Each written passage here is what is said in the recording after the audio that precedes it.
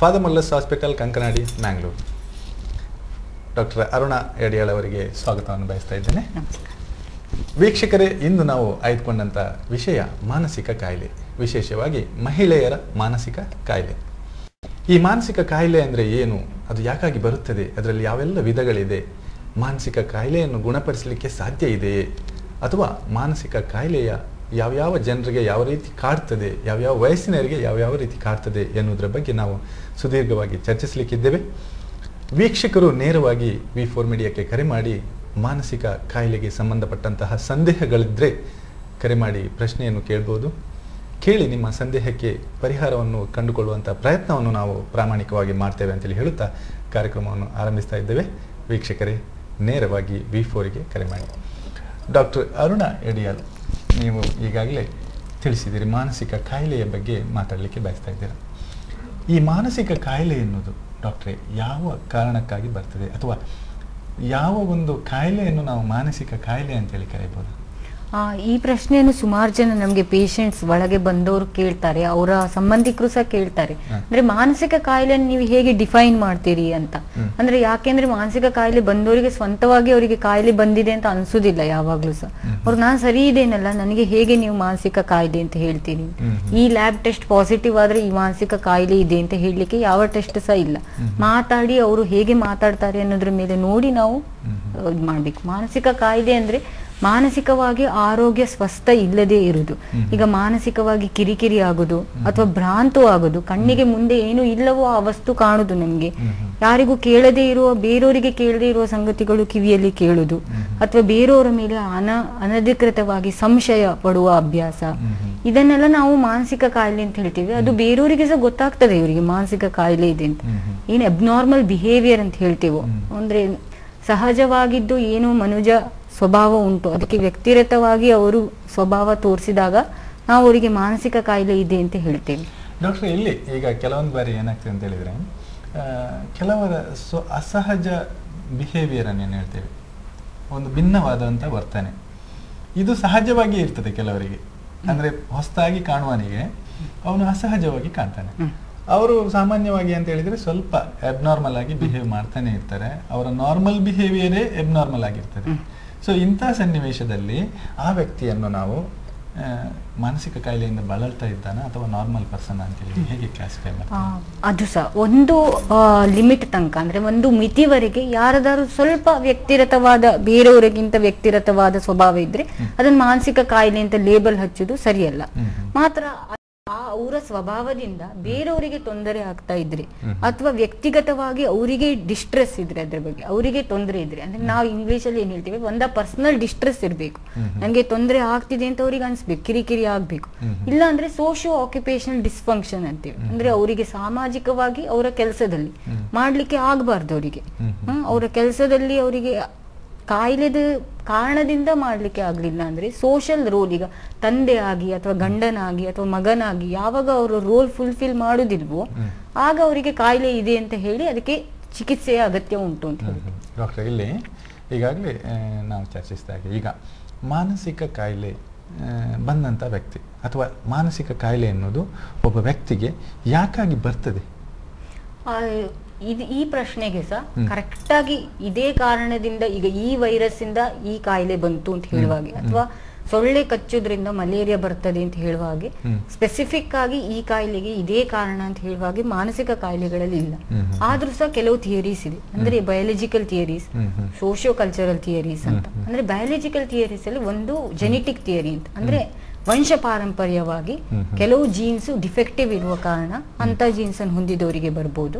ಇನ್ನೊಂದು ಬಯಾಲಜಿಕಲ್ ಆಗಿ ಹೇಳೋದಿದ್ರೆ ಬ್ರೈನ್ ಅಲ್ಲಿ ನ್ಯೂರೋ ಕೆಮಿಕಲ್ಸ್ ಅಂತ ಇರುತ್ತೆ, ಸೆರೋಟೋನಿನ್, ಡೊಪಮಿನ್ ಮತ್ತೆ ನಾರೆಪಿನೆಫ್ರಿನ್ ಅಂತ. ಇವುಗಳದ್ದು ಇಂಬ್ಯಾಲೆನ್ಸ್ ಯಾವಾಗ ಆಗ್ತದ, ಅಂದ್ರೆ ಒಂದು ಹೆಚ್ಚು ಒಂದು ಕಡಿಮೆ ಆದಾಗ ಸೈಕೋಸಿಸ್, ಡಿಪ್ರೆಷನ್, ಖಿನ್ನತೆ, ಭ್ರಮೆ ಕಾಯಿಲೆ ಇದೆಲ್ಲ ಉಂಟಾಗಬಹುದು. ಈ ಸಾಮಾನ್ಯ ಜೀವನ ಏನಿದೆ ಅದರಲ್ಲಿ ಏರುಪೇರಾದಾಗ, ಕೆಲವೊಮ್ಮೆ ಒಂದು ಶಾಕ್ ಹೊಡೆದಾಗ, ಕೆಲವೊಮ್ಮೆ ಏನಾದರೂ ಒಂದು ದುರಂತ ನಡೆದಾಗ ಮನಸ್ಸು ಪರಿವರ್ತನೆ ಆಗ್ತದೆ, ಚಿಂತನೆಗಳು ಬದಲಾಗ್ತದೆ.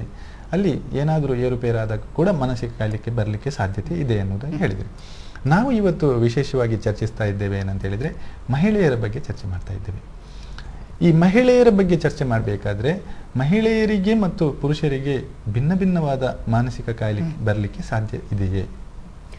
ಅದನ್ನು ನಾವು ಜೆಂಡರ್ ಡಿಫರೆನ್ಸಸ್ ಇನ್ ಮೆಂಟಲ್ ಡಿಸಾರ್ಡರ್ಸ್ ಅಂತ ಹೇಳ್ತೀವಿ. ಹೇಗೆ ವಿಭಿನ್ನ ಅಂದ್ರೆ ಮಹಿಳೆಯರಿಗೆ ಬರುವ ಮನೋರೋಗಗಳು, ಒಂದು ಕೆಲವು ಕಾಯಿಲೆಗಳು ಮಹಿಳೆಯರಿಗೆ ಮಾತ್ರ ಬರಲಿಕ್ಕೆ ಸಾಧ್ಯ. ಉದಾಹರಣೆಗೆ ಅವರು ಬಸ್ರಿ ಇದ್ದಾಗ, ಅಥವಾ ಪ್ರೆಗ್ನೆನ್ಸಿ ರಿಲೇಟೆಡ್ ಏನ್ ಹೇಳ್ತೀವಿ, ಅಥವಾ ಬಾಣಂತಿ ಇದ್ದಾಗ, ಸನ್ನಿ ಅಂತ ಕೇಳಿರ್ಬೋದು ನೀವು, ತುಂಬಾ ಕಾಮನ್ ಆಗಿ ಪರ್ಪ್ಯೂರಲ್ ಸೈಕ್ಯಾಟ್ರಿಕ್ ಡಿಸಾರ್ಡರ್ಸ್ ಅಂತ, ಮಗು ಹುಟ್ಟಿದ ಮೇಲೆ ಬರುವಂತ ಕಾಯಿಲೆ. ಇನ್ನು ಮೆನೋಪಾಸ್, ಋತುಸ್ರಾವ ನಿತ್ತ ಮೇಲೆ ಆಗುವ ಅದಕ್ಕೆ ರಿಲೇಟೆಡ್ ಆಗಿರುವ ಕಾಯಿಲೆಗಳು. ಕೆಲವು ಕಾಯಿಲೆಗಳು ಬರೀ ಹೆಂಗಸರಿಗೆ ಮಾತ್ರ ಬರ್ಲಿಕ್ಕೆ ಸಾಧ್ಯ, ಗಂಡಸರಿಗೆ ಬರ್ಲಿಕ್ಕೆ ಸಾಧ್ಯ. ಹೌದು ಹೌದು. ಚೈಲ್ಡ್ಹುಡ್ ಅಲ್ಲಿ ಸಹ ಕೆಲವು ಕಾಯಿಲೆಗಳು ಬರುತ್ತೆ, ಲೈಕ್ ಆಟಿಸಮ್ ಅಂತ ಹೇಳ್ತಾರೆ, ಅಥವಾ ಬುದ್ಧಿಮಾಂದ್ಯತೆ ಅಂತ ಏನ್ ಹೇಳ್ತಾರೆ, ಅಥವಾ ಬಿಹೇವಿಯರ್ ಪ್ರಾಬ್ಲಮ್, ಸ್ಕೂಲಿಗೆ ಹೋಗುದಿಲ್ಲ ಅಂತ ಹೇಳುವ ಕಾಯಿಲೆ, ಈ ತರದೆಲ್ಲ ಉಂಟು. ಅದು ಮಾತ್ರ ಹುಡುಗರಿಗೆ ಜಾಸ್ತಿ, ಹುಡುಗಿಯರಿಗಿಂತ.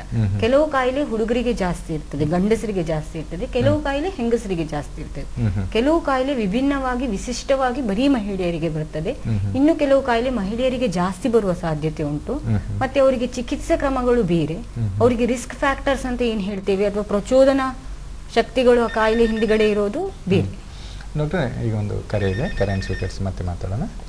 ಹಲೋ. ನಮಸ್ಕಾರ ಸರ್. ನಮಸ್ಕಾರ, ಯಾರು ಮಾತಾಡ್ತಾ ಇದ್ದೀರಾ? ಜನಾರ್ದನ್ ಅಂತ, ಕೊಟ್ಟಾರ ಚೌಕಿಯಿಂದ. ಹೇಳಿ ಜನಾರ್ದನ್, ನಮ್ಮ ಜೊತೆ ವೈದ್ಯರಿದ್ದಾರೆ. ಸರ್, ಏನು ಡಾಕ್ಟರ್ ಹತ್ರ ಒಂದು ಪ್ರಶ್ನೆ ಕೇಳಲಿಕ್ಕಿತ್ತು. ಕೇಳಿ. ಸರ್, ಮೇಡಮ್, ಏನು ಏಕಾಂಗಿತನದಿಂದ ಏನಾದರೂ ಮಾನಸಿಕ ಕಾಯಿಲೆ ಏನಾದರೂ ಬರುವ ಸಾಧ್ಯತೆಗಳಿದೆಯಾ? ಏಕಾಂಗಿತನದಿಂದ ಖಂಡಿತ ಕಾಯಿಲೆ ಬರ್ತದೆ, ಮಾತ್ರ ಏಕಾಂಗಿತನ ಶುರುವಾಗುವುದೇ ಕಾಯಿಲೆಯಿಂದ ಅನ್ನೋದು ಸೈಕ್ಯಾಟ್ರಿಸ್ಟ್ನವರ ಅಭಿಪ್ರಾಯ. ನೀವು ಯಾಕೆ ಏಕಾಂಗಿ ಇದ್ದೀರಿ, ನಿಮ್ಗೆ ಯಾಕೆ ಒಂದು ಪಾರ್ಟ್ನರ್ ಸಿಕ್ಲಿಕ್ಕೆ ಅಥವಾ ಅವರು ಹೊಂದಿಕೊಳ್ಳಿಕ್ಕೆ ಕಷ್ಟ ಆಗ್ತಾ ಉಂಟು, ಆ ಫ್ಯಾಕ್ಟರ್ಸ್ ಅನ್ನು ಫಸ್ಟ್ ವಿಶ್ಲೇಷಿಸಬೇಕಾಗ್ತದೆ. ಆಮೇಲೆ ಏಕಾಂಗಿತನ, ಮನುಷ್ಯ ಯೂಶುವಲಿ ಸಹಜವಾಗಿ ಸೋಷಲ್ ಜೀವಿ, ಅಂದ್ರೆ ಅವರಿಗೆ ಸಮಾಜದಲ್ಲಿ ಬೇರೆಯವರದ್ದು ಅಗತ್ಯ ಉಂಟು. ಯಾರು ಏನೇ ಹೇಳಿ ಬೇರೆಯವರದ್ದು ಹೊಗಳಿಕೆಯೋ ಬೇರೆಯವರ ಕ್ರಿಟಿಸಿಸಮೋ ಏನೋ ಬೇಕಾಗ್ತದೆ ನಮ್ಗೆ. ಅದು ಯಾರು ಇಲ್ಲದೆ ಇದ್ರೆ ಒಬ್ಬರೇ ಇರುವುದು ಸಹ ಒಂದು ಕಾಯಿಲೆ ಆಗ್ತದೆ, ಯಾಕೆಂದ್ರೆ ಅವರಿಗೆ ಬೇರೆಯವರೊಟ್ಟಿಗೆ ಹಂಚಿಕೊಳ್ಳಿಕ್ಕೆ ಆಗುದಿಲ್ಲ ಅವ್ರ ಫೀಲಿಂಗ್ಸ್ ಅನ್ನು. ಕರೆ ಮಾಡಿದ್ದಕ್ಕೆ ಧನ್ಯವಾದಗಳು. ಡಾಕ್ಟ್ರೆ, ಇದು ಒಂದು ಒಳ್ಳೆಯ ಪ್ರಶ್ನೆಯನ್ನು ಇವರು ಕೇಳಿದ್ದಾರೆ. ಸಾಮಾನ್ಯವಾಗಿ ಈ ಜನ ಏನು ಮಾಡ್ತಾರೆ ಅಂತ ಹೇಳಿದರೆ, ನೀವು ಹೇಳಿದ ಹಾಗೆ human being is A social man ಅಂತೇಳಿ, ಹಿ ಕ್ಯಾನಾಟ್ ಲಿವ್ ಇನ್ ಐಸೋಲೇಷನ್. ಯಾರು ಗ್ರೂಪಲ್ಲಿ ಬದುಕ್ತಾನೆ, ಯಾರು ಎಲ್ಲರ ಒಟ್ಟಿಗೆ ಬದುಕ್ತಾನೆ, ಎಲ್ಲರೊಟ್ಟಿಗೆ ನಗ್ತಾ ಇರ್ತಾನೆ, ಎಲ್ಲರೊಟ್ಟಿಗೆ ಬಾಂಧವ್ಯದಿಂದ ಇರ್ತಾನೆ, ಅವನಿಗೆ ಮಾನಸಿಕ ಕಾಯಿಲೆ ಸ್ವಲ್ಪ ದೂರ. ಸಾಮಾನ್ಯವಾಗಿ ಒಬ್ಬನೇ ಇರ್ತಾನೆ ನಿರಂತರವಾಗಿ, ಯಾರೂ ಫ್ರೆಂಡ್ಸ್ ಇಲ್ಲ, ಯಾವುದೇ ಸೋಷಿಯಲ್ ಅಸೋಸಿಯೇಷನ್ ಇಲ್ಲ, ಸಂಘ ಸಂಸ್ಥೆಗಳಲ್ಲಿ ಭಾಗಿಯಾಗುವುದಿಲ್ಲ, ತನ್ನಿಂತಾನೇ ಸೈಲೆಂಟ್ ಆಗಿರ್ತಾನೆ, ಅವನಿಗೆ ಮಾನಸಿಕ ಕಾಯಿಲೆ ಬರುವಂತ ಸಾಧ್ಯತೆ ಜಾಸ್ತಿ. ರೈಟ್ ಅಲ್ಲ? ಅಂದ್ರೆ ಅದು ನೀವು ಹೇಳುದು ಎಫೆಕ್ಟ್ ಅಂತ. ನಾವು ಇನ್ನು ಉಲ್ಟಾ ಏನ್ ಹೇಳುದು ಅಂದ್ರೆ, ಹಾಗೆ ಇರುವವರಿಗೆ ಮಾನಸಿಕ ಕಾಯಿಲೆ ಇದ್ದ ಕಾರಣ ಅವ್ರು ಮಿಕ್ಸ್ ಆಗ್ತಾ ಇಲ್ಲ ಅಂತ. ಹಾಗೆ ಅದು ಕಾಸ್ ಇರಬಹುದು ಅಂತ. ಅವರು ಯಾಕೆ ಫಸ್ಟ್ ಪ್ಲೇಸ್ ಅಲ್ಲಿ ಲೋನ್ಲಿ ಆಗಿದ್ದಾರೆ ಅಂತ ನಾವು ನೋಡ್ಬೇಕು. ಯಾಕೆ ಅವರಿಗೆ ಬೇರೆ ಸಹಜೀವಿಗಳು ಹೊಂದ್ಕೊಳ್ತಾ ಇಲ್ಲ ಅಂತ ಅದು ನೋಡ್ಬೇಕಾಗತ್ತೆ. ಅಂದರೆ ಇಲ್ಲಿ ನಾವು ಅವರು ಈಗ ಕೆಲವೊಂದು ಸಂದರ್ಭದಲ್ಲಿ ನೀವು ಮಾನಸಿಕ ಕಾಯಿಲೆಗೆ ಒಂದು ಚಿಕಿತ್ಸೆಯನ್ನು ನೀಡ್ತೀರಾ, ಅಲ್ಲಿ ಏನು ಮಾಡ್ತೀರಾ ಅಂತ ಹೇಳಿದ್ರೆ, ನೀವು ಹೆಚ್ಚು ಅವರನ್ನು ಸೋಷಿಯಲ್ ಆಗಿ ಇನ್ವಾಲ್ವ್ ಮಾಡಲಿಕ್ಕೆ ಸಜೆಸ್ಟ್ ಮಾಡ್ತೀರಾ? ಹೌದು, ಡೆಫಿನೆಟ್ಲಿ. ಅಂದ್ರೆ ತುಂಬಾ ವರ್ಷದ ಹಿಂದೆ ಅವರನ್ನೆಲ್ಲ ಜೈಲಲ್ಲಿ ಇಡಬೇಕು, ಅವರನ್ನು ಸೊಸೈಟಿಗಿಂತ ಆಚೆ ಇಡಬೇಕು ಅನ್ನೋದೊಂದು ಸಿಸ್ಟಮ್ ಇತ್ತು. ಈಗ ಮಾತ್ರ ಸೋಷಿಯಲ್ ರೀಇಂಟಿಗ್ರೇಷನ್ ಅಂತ ಹೇಳ್ತೇವೆ, ಅಂದ್ರೆ ಅವರನ್ನು ಮೇನ್ ಸ್ಟ್ರೀಮ್ ಸೊಸೈಟಿಗೆ ಹಾಕಬೇಕು ಅನ್ನೋದೇ ಈಗ ವಾದ. ಡಾಕ್ಟರ್, ಈ ನಡುವೆ ಮತ್ತೊಂದು ಕರೆ ಇದೆ. ಹಲೋ. ಹೇಳಿ. ಡಿಸೋಜರ್ ಅವರೇ, ನಮ್ಮ ಜೊತೆ ಡಾಕ್ಟರ್ ಅರುಣ ಇದ್ದಾರೆ. ಡಾಕ್ಟರ್ ನಮಸ್ಕಾರ. ನಮಸ್ಕಾರ. ಮಾನಸಿಕ ಕಾಯಿಲೆ ಬಗ್ಗೆ, ಈಗ ಮಾನಸಿಕ ಕಾಯಿಲೆಯಲ್ಲಿ ಎಷ್ಟು ವಿಧ ಅಥವಾ ತರಗಳಿವೆ, ಇದು ಯಾವ ಕಾರಣದಿಂದ ಉಂಟಾಗ್ತದೆ, ಮತ್ತೆ ಒಬ್ಬರಿಗೆ ಮಾನಸಿಕ ಅಂದರೆ ಒಂದು ತರ ಬಿಹೇವ್ ಮಾಡುವವರಿಗೆ ಎಕ್ಸೆಂಟ್ರಿಕ್ ಎಂದು ಹೇಳ್ತಾರೆ. ಎಕ್ಸೆಂಟ್ರಿಕ್ ಎಂದರೆ ಹೇಗೆ, ಅದು ಹೇಗೆ ಬರ್ತದೆ, ಅದು ಅದಕ್ಕೆ ಕಾರಣ ಏನು, ಆ ಬಗ್ಗೆ ಮಾಹಿತಿ ಬೇಕು. ಕರೆ ಮಾಡಿದ್ದಕ್ಕೆ ಧನ್ಯವಾದಗಳು ಡಿಸೋಜ. ಮಾನಸಿಕ ರೋಗಗಳಲ್ಲಿ ಎಷ್ಟು ವಿಧಗಳಿವೆ ಅಂತ ಕೇಳಿದ್ರು ಅವರು. ಸುಮಾರು ವಿಧಗಳಿಗೆ. ಸ್ಟಾರ್ಟಿಂಗ್ ಇಂದ ಹೇಳ್ಬೇಕಾದ್ರೆ ಮದ್ಯ ವ್ಯಸನ ಅಥವಾ ಚಟಗಳಿಗೆ ಇದಾಗುದು, ಅದು ಈಗ ತುಂಬಾ ಚಾಲ್ತಿಯಲ್ಲಿ ಇರುವ ಕಾಯಿಲೆ. ಅದಕ್ಕೆ ಸೈಕ್ಯಾಟ್ರಿಸ್ಟ್ ಟ್ರೀಟ್ಮೆಂಟ್ ಬೇಕಾಗ್ತದೆ. ಒಂದ್ಸಲ ಮನಸ್ಸು ಅದರ ಮೇಲೆ ಡಿಪೆಂಡೆಂಟ್ ಆದ್ಮೇಲೆ ದುಶ್ಚಟಗಳನ್ನು ಬಿಡಿಸ್ಲಿಕ್ಕೋಸ್ಕರ ಬೇಕಾಗುತ್ತೆ. ಅದು ಒಂದು ರೀತಿ ಕಾಯಿಲೆ, ಅಂದ್ರೆ ಮದ್ಯ ವ್ಯಸನಗಳಿಗೆ ದಾಸರಾಗೋದು. ಇನ್ನೊಂದು ಮೂಡ್ ಡಿಸಾರ್ಡರ್ಸ್ ಅಂತ ಹೇಳ್ತೇವೆ, ಅಥವಾ ಖಿನ್ನತೆ. ಅದರಲ್ಲಿ ಖಿನ್ನತೆ ಅಥವಾ ಉನ್ಮಾದ ಅಂತ 2 ತರ ಇರಬಹುದು. ಖಿನ್ನತೆ ಅಂದ್ರೆ ಯಾವಾಗ್ಲೂ ಬೇಜಾರಾಗಿರೋದು, ಡಿಸಿಷನ್ ತಗೊಳ್ಳಿಕ್ಕೆ ಆಗದೆ ಇರೋದು, ಕಾನ್ಸಂಟ್ರೇಷನ್ ಇಲ್ಲದೆ ಇರೋದು, ನಿದ್ದೆ ಬರದೇ ಇರೋದು, ಹಸಿವಾಗದೆ ಇರೋದು, ಈ ತರ. ಉನ್ಮಾದದಲ್ಲಿ ಖಿನ್ನತೆದು ಅಪೋಸಿಟ್, ತುಂಬಾ ಜಾಸ್ತಿ ಮಾತಾಡುದು, ತುಂಬಾ ಕೆಲಸಗಳಲ್ಲಿ ಕೈ ತೊಡಗಿಸೋದು, ಕಂಪ್ಲೀಟ್ ಮಾಡ್ಲಿಕ್ಕೆ ಆಗುದಿಲ್ಲ, ಈ ತರ. ಅದಕ್ಕೆಲ್ಲ ಮೂಡ್ ಡಿಸಾರ್ಡರ್ಸ್ ಅಂತ ಹೇಳ್ತೇವೆ. ಅದಕ್ಕೆಲ್ಲ ಡೆಫಿನೆಟ್ ಟ್ರೀಟ್ಮೆಂಟ್ ಉಂಟು. ಅಂದ್ರೆ ಅದು ಎಪಿಸೋಡಿಕ್ ಆಗಿ ಸಮಯಕ್ಕೆ ಬಂದು ಅದಾಗದೇ ಕಡಿಮೆ ಆಗ್ತದೆ, ಮಾತ್ರ ಅದಕ್ಕೆ ಟ್ರೀಟ್ಮೆಂಟ್ ತಗೊಂಡ್ರೆ ಬರುವ ಚಾನ್ಸಸ್ ಕಡಿಮೆ. ಇನ್ನೊಂದು ಸೈಕೋಸಿಸ್ ಅಂತ ಹೇಳ್ತೀವಿ, ಅಂದ್ರೆ ಭ್ರಮೆ ರೀತಿ ಕಾಯಿಲೆಗಳು. ಕಣ್ಣಿಗೆ ಏನಿಲ್ವೋ ಅದು ಕಾಣುದು, ಕಿವಿಯಲ್ಲಿ ಏನು ಇಲ್ವೋ ಅದು ಕೇಳುದು, ಆಮೇಲೆ ಬೇರೆಯವರ ಮೇಲೆ ಸಂಶಯ ಸ್ವಭಾವ ಬರುವುದು, ಈ ತರದ್ದೆಲ್ಲ. ಮತ್ತೆ ಅದರಿಂದ ಸ್ವಭಾವ ವ್ಯತ್ಯಾಸಗಳು ಅದಕ್ಕೆ ಸೆಕೆಂಡರಿ ಆಗಿ ಬರ್ತದೆ. ಅದು ಬಿಟ್ಟು ಕೆಲವು ಚೈಲ್ಡ್ಹುಡ್ ಸೈಕ್ಯಾಟ್ರಿಕ್ ಡಿಸಾರ್ಡರ್ಸ್ ಅಂತ ಇರುತ್ತೆ, ಅಂದ್ರೆ ಹುಟ್ಟಿನಿಂದಲೇ ಬರುವ ಕಾಯಿಲೆಗಳು. ಆಟಿಸಮ್ ಅಂತ ಹೇಳ್ತಾರೆ, ಅವರಿಗೆ ಮನುಷ್ಯರ ಮುಖ ನೋಡಕ್ಕೆ ಇಷ್ಟ ಆಗುದಿಲ್ಲ, ಒಬ್ಬರೇ ಇರ್ಲಿಕ್ಕೆ ಇಷ್ಟಪಡ್ತಾರೆ. ಇನ್ನು ಕೆಲವರಿಗೆ ಬುದ್ಧಿಮಾಂದ್ಯತೆ ಇರ್ತದೆ, ಅದಕ್ಕೆ ಏನು ಕ್ಯೂರ್ ಇಲ್ಲ, ಮಾತ್ರ ಸ್ವಲ್ಪ ಇಂಪ್ರೂವ್ ಮಾಡ್ಲಿಕ್ಕೆ ನಾವು ಟ್ರೈ ಮಾಡ್ಬೋದು, ಸೆನ್ಸರಿ ಸ್ಟಿಮ್ಯುಲೇಷನ್ ಇಂದ ಎಲ್ಲ ಟ್ರೈ ಮಾಡ್ಬೋದು. ಮತ್ತೆ ಬೇರೆ ಕಾಯಿಲೆಗಳು ಅಂದ್ರೆ ಈಟಿಂಗ್ ಡಿಸಾರ್ಡರ್ಸ್ ಅಂತ ಹೇಳ್ತಾರೆ, ಒಂದು ತೀರಾ ಕಡಿಮೆ ತಿನ್ನೋದು ಅಥವಾ ತೀರಾ ಜಾಸ್ತಿ ತಿನ್ನೋದು, ಆ ತರದ್ದು ಸಹ ಈಟಿಂಗ್ ಡಿಸಾರ್ಡರ್ಸ್ ಆಗುತ್ತೆ. ಇನ್ನು ಸ್ಲೀಪ್ ಡಿಸಾರ್ಡರ್ಸ್ ಅಂತೀವಿ, ಬೇರೆ ಯಾವ ಮಾನಸಿಕ ಕಾಯಿಲೆ ಇಲ್ದೇನೆ ನಿದ್ದೆಯಲ್ಲಿ ತೊಂದರೆ ಬರುದು, ಒಂದು ಕಡಿಮೆ ನಿದ್ದೆ ಬರದೇ ಇರುವುದು, ಅಥವಾ ನಿದ್ದೆ ಕಡಿಮೆ ಬರುದು, ಖಾಲಿ 2-3 ಗಂಟೆ ಬರುದು, ಅಥವಾ ಜಾಸ್ತಿ ನಿದ್ದೆ ಬರುವ ಕಾಯಿಲೆ ಸಹ ಉಂಟು. ಹೈಪರ್ ಸಾಮ್ನಿಯಾ ಅಂತ ಹೇಳ್ತೀವಿ, ಅಥವಾ ನಾರ್ಕೋಲಿಪ್ಸಿ ಅಂತ ಹೇಳ್ತೀವಿ, ಸೆಂಟೆನ್ಸ್ ಮಧ್ಯ ಮಾತಾಡ್ಬೇಕಾದ್ರೆ ನಿದ್ದೆ ಮಾಡಿ ಬಿದ್ದು ಬಿಡುದು, ಈ ತರ ಸಹ ಇರ್ತದೆ. ಡಾಕ್ಟರ್, ಇನ್ನೊಂದು ಅವರು ಶಬ್ದವನ್ನು ಉಪಯೋಗಿಸಿದ್ರು, ಎಕ್ಸೆಂಟ್ರಿಕ್ ಅನ್ನುವಂತ ಶಬ್ದವನ್ನು ಯೂಸ್ ಮಾಡಿದ್ರು. What is this eccentric? ಅವರು ಏನ್ ಹೇಳ್ತಾರೆ ಎಕ್ಸೆಂಟ್ರಿಕ್ ಅಂತ, ಕೆಲವರು ಯೋಚನೆ ಮಾಡುವ ರೀತಿಯೇ ಡಿಫ್ರೆಂಟು, ಮಾತಾಡುವ ರೀತಿಯೇ ಡಿಫ್ರೆಂಟು, ಸ್ವಲ್ಪ ವಿಭಿನ್ನವಾಗಿ ಮಾತಾಡ್ತಾರೆ, ಬೇರೆಯವರಿಗೆ ಸ್ವಲ್ಪ ವಿಚಿತ್ರ ಅಂತ ಕಾಣ್ತದೆ. ಮಾತ್ರ ಅವರಿಗೆ ಅದು ಅವರ ಕೆಲಸಕ್ಕೆ ಅಡ್ಡಿ ಆತಂಕ ಉಂಟು ಮಾಡ್ತಿಲ್ಲ ಅಂದ್ರೆ, ಬೇರೆಯವ್ರ ಜೊತೆ ಸಂಬಂಧದಲ್ಲಿ ಅಡ್ಡಿ ಆತಂಕ ಉಂಟು ಮಾಡ್ತಿಲ್ಲ ಅಂದ್ರೆ ಅದನ್ನ ಮಾನಸಿಕ ಕಾಯಿಲೆ ಅಂತ ಹೇಳುದಿಲ್ಲ. ಅದು ಎಕ್ಸೆಂಟ್ರಿಸಿಟಿ ಬರುದು ನಮ್ಮ ವ್ಯಕ್ತಿತ್ವದಲ್ಲಿ, ಪರ್ಸನಾಲಿಟಿ ಪ್ರಾಬ್ಲಮ್. ಎಕ್ಸೆಂಟ್ರಿಸಿಟಿ ಅನ್ನೋದು ಒಂದು ಕ್ವಾಲಿಟಿ, ಪರ್ಸನಾಲಿಟಿ ಟ್ರೇಟ್ ಅಂತ ಹೇಳ್ಬೋದು, ನಮ್ಮ ವ್ಯಕ್ತಿತ್ವದ ಒಂದು ಸ್ವಭಾವ ಗುಣ ಅಷ್ಟೇ.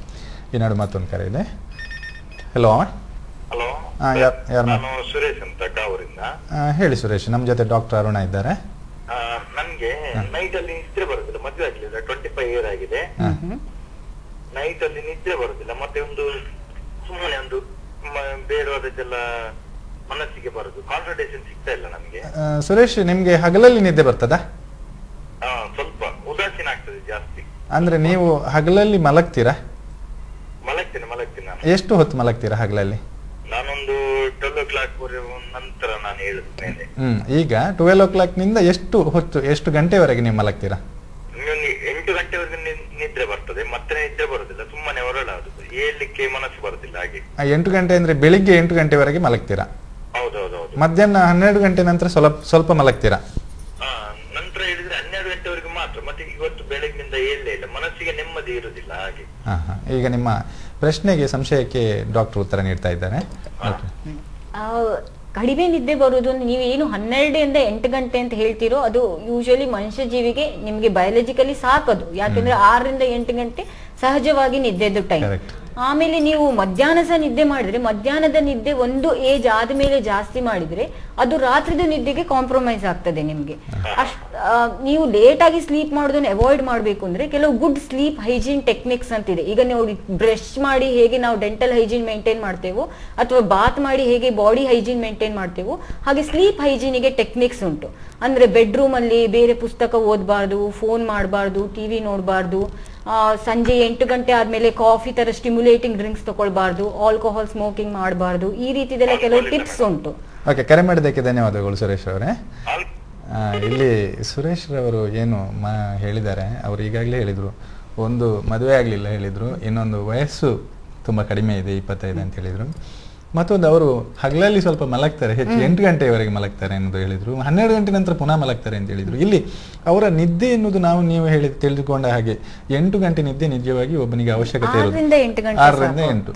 ಆದ್ರೆ ಅವರು ಆ 8 ಗಂಟೆಗಿಂತ ಹೆಚ್ಚು ನಿದ್ದೆಯನ್ನು ಈಗಾಗಲೇ ಕಂಪೆನ್ಸೇಟ್ ಆಗಿ ಹಗಲಲ್ಲಿ ಪಡೆಯುತ್ತಾ ಇದ್ದಾರೆ. ಸೊ ಇಲ್ಲಿ ಅದೊಂದು ಮಾನಸಿಕ ಕಾಯಿಲೆ ಖಂಡಿತ ಅಲ್ಲ ಅಂತೇಳಿ ಹೇಳ್ಬೋದು. ಅವರು ಏನ್ ಮಾಡ್ಬೇಕಂತ ಹೇಳಿದ್ರೆ ಹಗಲಲ್ಲಿ ಮಲಗಬಾರ್ದು, ನಿದ್ದೆ ರಾತ್ರಿ ಖಂಡಿತವಾಗಿಯೂ ನಿದ್ದೆ ಬರ್ತದೆ ಇವರ ಪರಿಸ್ಥಿತಿಯಲ್ಲಿ. ಈಗ ಬೇರೆ ಕೇಸಸ್ ಅಲ್ಲ, ಇವರು ಹಗಲಲ್ಲಿ ಮಲಗುವುದರಿಂದ ನಿದ್ದೆ ಪ್ರಾಬ್ಲಮ್ ಎನ್ನುವುದಿಲ್ಲ, ಹೌದು. ನಿದ್ದೆ ಅವರಿಗೆ ಸರಿಯಾಗಿ ಅಂದ್ರೆ ಸಿಗ್ತಾ ಅವರ ಇದೆ. ದೇಹಕ್ಕೆ ಸಾಕಾಗುವಷ್ಟು ನಿದ್ದೆ ಅವರಿಗೆ ಸಿಗ್ತಾ ಇದೆ. ಅವರಿಗೆ ಅದನ್ನು ಚೇಂಜ್ ಮಾಡ್ಕೊಳ್ಬೇಕಿದ್ರೆ ಅವರೇ ಅದನ್ನು ಚೇಂಜ್ ಮಾಡ್ತಾರೆ. ಅವರು ಬೆಳಗ್ಗೆ ಅಲಾರಾಮ್ ಇಟ್ಟು ಬೇಗ ಹೇಳ್ಬೇಕಾಗ್ತದೆ. ಈ ರೀತಿ ಮಾಡಿದ್ರೆ ಏನಾದರೂ ಸುಧಾರಣೆ ಆಗ್ಲಿಕ್ಕೆ ಸಾಧ್ಯತೆ ಇದೆ ಎನ್ನುವುದು ನಮ್ಮ ಭಾವನೆ. ಈ ನಡುವೆ ಒಂದು ಡಾಕ್ಟರ್ ಒಂದು ನಡುವೆ ಚಿಕ್ಕ ವಾಣಿಜ್ಯ ವಿರಾಮ ತೆಗೆದುಕೊಳ್ಳುವ, ನಂತರ ನಮ್ಮ ಚರ್ಚೆಯನ್ನು ಮುಂದುವರಿಸುವ. ವೀಕ್ಷಕರೇ, ಈ ನಡುವೆ ಒಂದು ಚಿಕ್ಕ ವಾಣಿಜ್ಯ